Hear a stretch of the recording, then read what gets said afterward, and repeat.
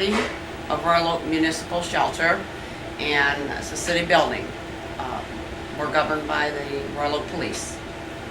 However, we're pretty much self-supporting on public donations and adoptions, and return to owner fees keeps us going. The public basically helps us.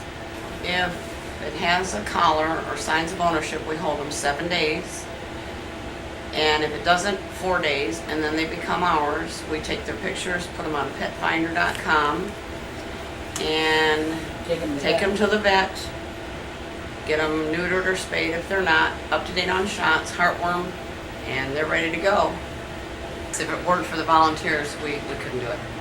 There's 3 employed people, and the rest is volunteers. We have a great volunteer staff that we depend on. They're just tremendous people that give just because they care for these animals. There's no monetary gain at all. The homemade dog cookies, our volunteer Roberta, she's in the back. She made 79 dozen dog biscuit cookies, the 3 flavors, barbecue, peanut butter, and cinnamon. And we keep them in the freezer. They're $4 a dozen, and they're very healthy, and our dogs love them. So they're a hit. And anybody that wants to purchase them, come in. All the money comes right back to the shelter.